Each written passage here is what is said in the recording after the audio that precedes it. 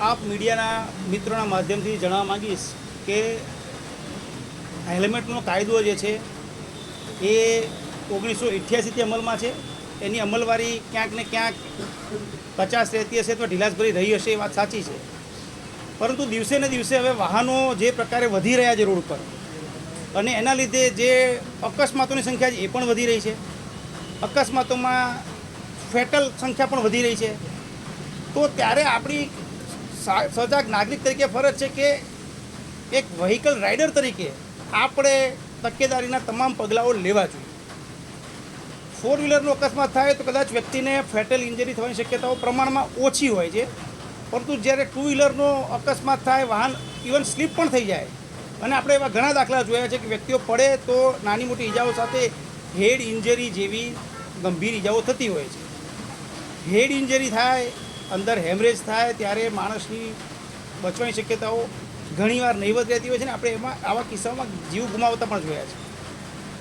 એટલે વિવિધ સમયે નામદાર કોર્ટમાં આની પિટિશનો થતી આવી છે.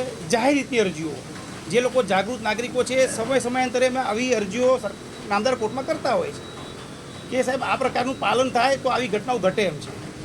અને એના લીધે હવે નામદાર કોર્ટ પણ સજાગ થઈ છે, તંત્ર પણ સજાગ થયું છે. એટલે દરેક જગ્યાએ અત્યારે તંત્ર જે છે એ નાગરિકોને સતત સજાગ કરવાનો પ્રયત્ન કરી રહ્યું છે કે જે કાયદામાં લખેલું છે એનું આપણે પાલન કરીએ.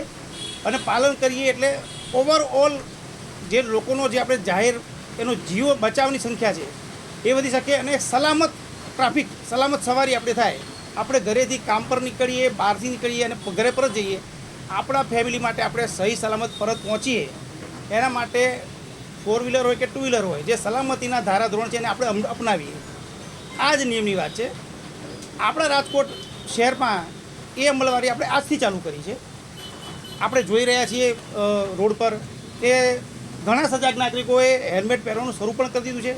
મને એ પણ વિશ્વાસ છે કે આ એક દિવસનો કાર્યક્રમ નથી.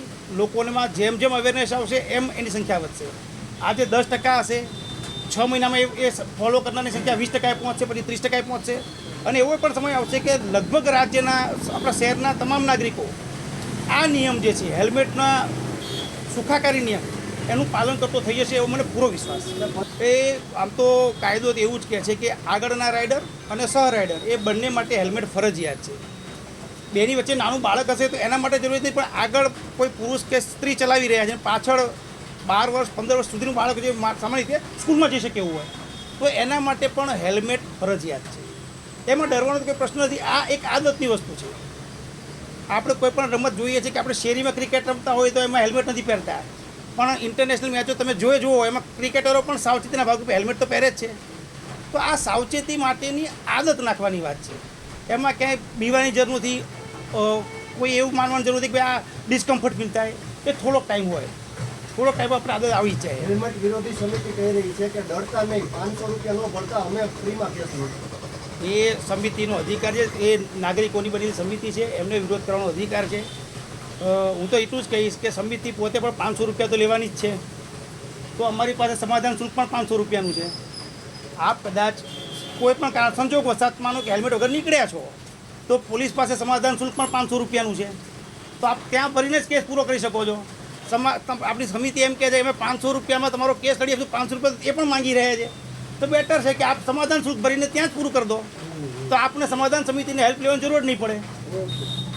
સાહેબ, અમુક લોકો કહી રહ્યા છે કે 500નો દંડ જે છે એના કરતાં લોકોને પોલીસ જ હેલ્મેટ આપે તો શું થશે?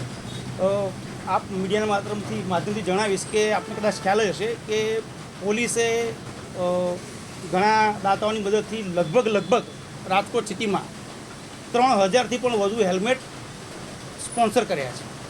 અલગ અલગ જગ્યાની વહેંચણી પણ કરેલ છે, અને અમે હજુ પણ પ્રયત્ન કરી રહ્યા છીએ કે અમને સારા સ્પોન્સર મળશે તો અમે હજી પણ હેલ્મેટ આપવાના છીએ.